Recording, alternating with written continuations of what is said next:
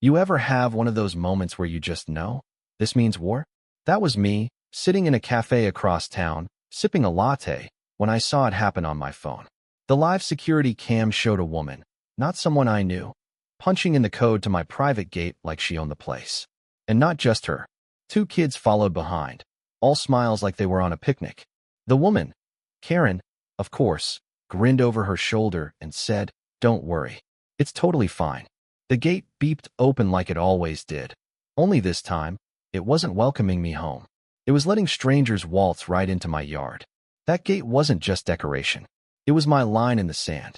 The thing that kept my slice of peace separate from the chaos. And Karen? She'd just drawn a big red X over that line. I moved to this suburban HOA neighborhood to get away from people like her. I'm a game developer. I like order, solitude, the kind of chaos that only exists inside code. I paid for permits, installed top-grade security, put up laser sensors, motion lights. I even had a voice-controlled speaker that could go from Mozart to Mad Dog barking in one command. I wasn't paranoid. I was prepared.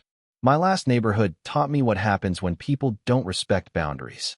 What I didn't expect was to have those boundaries sabotaged from within by the self-proclaimed queen of the cul-de-sac. Karen was the type to wear tennis visors indoors and introduce herself like a brand. "I'm the face of this HOA."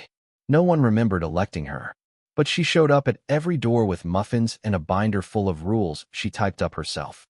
The first time I met her, she marched right up to my porch and said, "You must be Jason."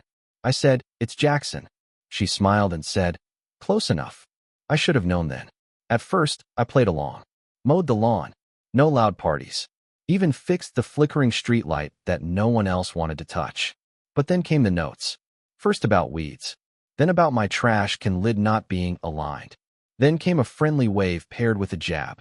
Nice to have neighbors who know their place. I didn't say anything. That was my first mistake. The real turning point came 3 weeks before the gate incident. I had just installed a new digital code, randomized access, backup via mobile app. The only people who had it were the police, fire department, and delivery service. Not even my brother knew it. So when strangers started showing up, asking about pool parties, handing me someone else's Chinese food, I knew something was off. Each of them said the same thing. Karen gave us the code. I confronted her. She was in her front yard arranging potted plants by color. I asked, "Did you give out my gate code?" She blinked, like she'd forgotten who I was. "Oh, that thing?" People asked. I figured it was fine. We're neighbors, right? I told her that code was private. She said, "It's not like it's your bank password." And that, right there, is when the chessboard came out. I changed the code, reprogrammed the system. Thought I was done. But clearly, I underestimated her. The next time I caught strangers walking in, I didn't yell. I didn't bang on her door. I got strategic. I pulled up Karen's welcome email. You know, the one with everyone's contact info. And right there was her personal cell number. I changed my gate code to that number. Then I printed a sign. Gate access updated. For assistance, please contact Karen, HOA liaison. Zip-tied it to the keypad. That day, the calls began. Delivery guys, distant relatives, angry neighbors. Karen's phone lit up like Times Square. By noon, she had 40 missed calls. By evening, she was outside in heels, yelling into her phone, looking like someone who'd just been voted off the island. I didn't break any rules. I didn't name names. I simply let her be the access point she so desperately wanted to be. And for the first time since I moved in, I exhaled. But Karen? Karen doesn't lose and go home. She reloads. Within days, a fake HOA warning showed up on my gate, printed on regular paper, with typos, citing imaginary rules. Then a city zoning officer came by, responding to a complaint that I was running a business illegally from my garage. He looked around, laughed at the action figures and mini fridge, and said, "Let me guess. Karen." Security footage showed her hovering around my property, once even trying to pry open the keypad in front of a kid. But this time, my system fought back. It snapped a photo, flashed a message, tampering detected. Footage forwarded to HOA legal. She saw it, froze, looked straight at the camera, and didn't say a word. A few days later, she went full nuclear on the neighborhood message board. Accused me, anonymously, of cyberbullying. People pushed back, asked questions. She deleted the post and locked the thread. The spell was breaking. Then came Tina, from 2 doors down, with a bottle of wine and a story about how Karen once fined someone for painting their mailbox blue. Others started chiming in.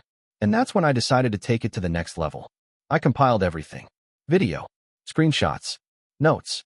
I called it the Karen Gate dossier. And then, just as I expected, I got the letter. An emergency HOA meeting. Complaint filed by Karen. Location, the clubhouse. Time, Thursday evening. Oh, she was ready, red blazer, binder in hand. Fake sympathy for every board member. She stood up, gave a 7-minute monologue about surveillance and harassment and neighborhood trauma. There were tears. Dramatic pauses. Then it was my turn. I opened my laptop and said, I'd like to show what actually happened. I played the footage. Strangers entering the gate. Karen giving a child tampering lessons. Fake warnings taped to my fence. I let the silence hang between each clip. Then I showed comparisons. Real HOA letters versus hers. Same font as her earlier flyers. I even included her deleted online rant, captured via screenshot. I closed my laptop and said, I haven't broken a rule. I've just protected my property. And then, the twist. Mr. Jennings, quiet man, 2 houses over, stood up and said, she gave me the code. Told me Jackson didn't mind. He shared stories. Others nodded. Karen tried to speak, but no one was listening anymore. The board voted to censure her. Appointed me to a new tech subcommittee. Karen had dragged me into this hoping I'd fall. Instead, I walked out promoted. But she wasn't done. She called the media. A local news van rolled in. Karen smiled, folders in hand, playing victim on camera. But the reporter? Micah, my old college roommate. I texted him mid-interview. Asked her if the code was her phone number. He did. She stuttered, deflected. The story aired that night, with a different angle, neighborhood tech showdown. Her rant about digital oppression went viral. The internet was merciless. The board got new complaints, serious ones, including one from a disabled vet Karen had tried to bully about his parking spot. That was the last straw. I was asked to help rewrite the neighborhood's digital access policy. I agreed, on one condition: I wouldn't become the next Karen. They smiled, said, we just need someone who understands that access and authority aren't the same thing. Karen was removed. No official announcement. No parade. Just silence. Weeks passed. The neighborhood changed. Peace returned. Then one day, a moving truck pulled into Karen's driveway. She supervised like a dethroned monarch. One of the movers asked for the gate code. She stared at the keypad, at the camera, then at me. She said nothing. Got in her car. Drove off. The gate clicked shut behind her. Quiet. Final. Just like it should be. Now tell me this. If you were in my shoes, would you have done the same? Or would you have knocked on her door from the start? Let me know down in the comments. And if you've ever had a Karen story of your own, you know what to do.